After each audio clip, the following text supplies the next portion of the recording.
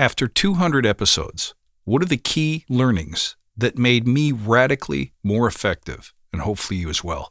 That's this week on the Badass Agile podcast.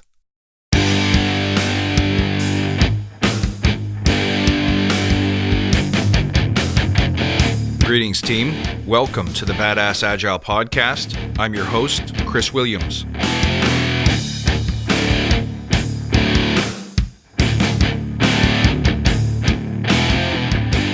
Well, hey friends, welcome. Guess what? It's 200 episodes. That's 200 numbered episodes. If you count the ones like Unscripted and Agile in Toronto at Night, it's way more. I think it's over 400, but just traditional topical episodes, this is the 200th.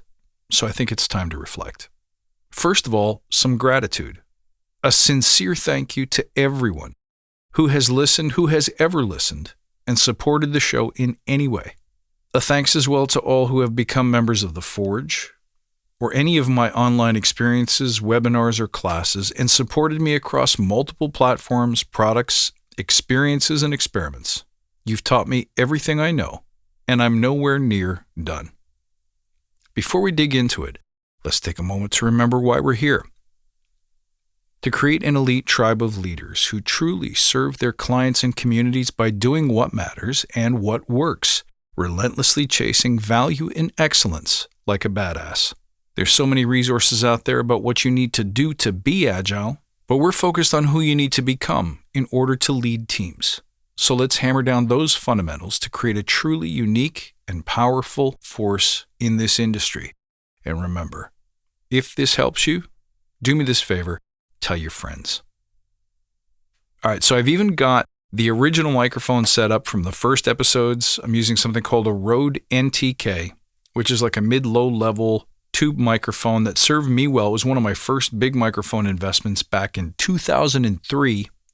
And it's still kicking. And hey, you're supposed to heat these things up every once in a while. Give the tubes a workout. And I'm recording directly to something called a Tascam DR40, which is like a handheld, almost like a reporter's microphone. And it records straight to SD card, no special juices or sounds or anything. And then I'll probably mix it the same way I mixed those original tones just to give you a nostalgic feel. I even thought about going back to the very first Badass Agile theme song, which some of you may remember, but then I thought, nah, I like the existing one too much. Okay, let's think about which principles, which pieces of guidance that I have given, not just once, but repeatedly probably throughout the past 200 episodes. And remember, these are the thought experiments that you've been riding along with me, but they really were experiments. Some of them were new thoughts. Some of them were ones that have been with me for a long time, but a lot of them are subject to testing and experimentation in the field. So which ones, almost 5 years later, still work and still occupy my every day? Which ones get insane levels of results? That's what I'm interested in for you. These are the principles, the ideas and the practices that have not only persisted, but represent a departure from the common thinking. This is the stuff that you can't get anywhere else. No one else will teach this to you. They've proven to be the most valuable to myself, to listeners, and practitioners. So think of this as a short course in the Badass Agile way. Number one, at the core of every badass is their ability to create their own reality. You add value in a way that is fulfilling and native to you and you alone. And this makes you a truly unique voice. You can create whatever you want in terms of team performance, in terms of outcomes, in terms of a life that's compelling and inspiring to you. So dream big and refuse to see the world as others see it. Number two, the beauty of Agile. When I look back on it, reflect on it, and really think about it, really examine it, rests in a single truth. Consistency over time matters more than anything else. This trumps massive effort. This trumps long hours. This trumps job titles, degrees and certifications, book knowledge, expensive consultants, and an ever-expanding litany of tips, techniques, and contradictory best practices. It is simple. If you want to be agile, if you want to be badass, make small promises and keep them consistently. The smaller the promise, the better, as a matter of fact, because they're easier to keep, and the more consistent, the better, because that's how you build trust reputation, and it's how you build true velocity. Number 3, love it or hate it, toughness still matters. Nobody in this world, folks, can hand you safety. You have to claim it for yourself. How do you do that? By persisting through difficult times, by ignoring haters, by being immune to the effects of rejection, and by having laser-like focus for just a few minutes every day. See number 2 above. Number 4, if Agile doesn't grow past tech, it will die there. Probably really soon, as a matter of fact. Number 5, Agile represents change.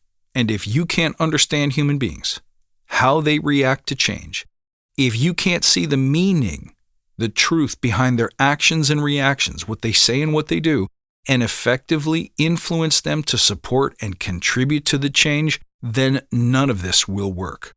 So your number 1 job becomes understanding and appreciating people and influencing them to move in a coordinated way towards a common target. Number 6, Agile, Scrum, Kanban, Lean, all of those are chalk line frameworks. So dogmatic application and or rejection of new and different thinking is as fatal in work as it is in politics or religion or anywhere else. How you apply these so-called processes to problems or teams will never be the same way twice. Do you get that? There is no formula.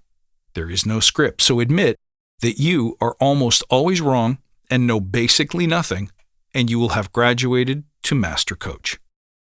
Number 7, everything you know about Agile is already in The Empire Strikes Back. Rewatch the middle section about twice a year, and you'll be really okay. Specifically, the words "that is why you fail" is everything. Number 8, if Agile doesn't free us from the tyranny of long days and nights, especially right up when we get to release day, then we have learned nothing, and we deserve to have it all burned down and be forced to start over again. To quote the movie Scrooged, mankind should have been my business. Think about that. Number 9, there is never, in Agile or anywhere else, a right way or a wrong way. There's probably something you're doing too much of. There's probably something you're not doing enough of. So heed the wisdom of start, stop, continue, because everything good comes from balancing and then repeatedly rebalancing over time. Everything is always changing, and your ability to react and adapt, of course, is key. Somewhat related is number 10. You can never transform everything 100%, especially all at once. It's not how you build muscle. It's not how you learn a new skill, or it's not how you upgrade the ship of Theseus. If you don't know what that is, Google it, look it up. Agile teaches us to prioritize. Let's make sure that we learn that lesson in everything we do, including transformation. Number 11, certification is education. It's not actually certification. I'll let you reflect on that one. Number 12, how much you know about Agile or Scrum is basically meaningless. How well you create value is everything to your customer, to your clients, to your companies. Number 13, being badass really means painting strong, emotionally compelling pictures and moving toward that picture primarily for yourself without hesitation or apology for who you are, what you're doing, or how you do it. Your results in the real world are all that matter, not the opinions, thoughts, complaints, or criticisms of other people. Those may be normal, they may be expectable, but they have zero bearing on the impact that you make in this life. If you choose to believe differently than this, be prepared to regret it at the end of your days. Be massive. Be limitless. And finally, number 14. There's a saying written by Henry David Thoreau that most people live lives of quiet desperation. That might sound a little pessimistic, a little bit negative, but what I take from it is that most people welcome a leader who seems to know what they want and how to get it. So be that hero. That's the easiest way to live a life of significance service, and impact. And everything that I've just shared with you applies whether you're dealing with a development team, a human resources team, a sports team. It really doesn't matter who you're coaching or who you're scrum mastering. It's our duty to make this kind of contribution. And it requires a tremendous ton of courage, selflessness, wisdom, vision, persistence, grit, resilience, humility. These are the things that I've been experimenting with, riffing on and teaching for the past 200 episodes, and I got to tell you, it has been a blast. And one more time, I want to thank you guys from tuning in around the world to be part of this crazy trip with me. As always, you can find me at badassagile.com. You can reach out on Twitter at badass_agile, and you can find me on Instagram at badassagile. I look forward to seeing you for episode 201, and until then, my friends, stay badass.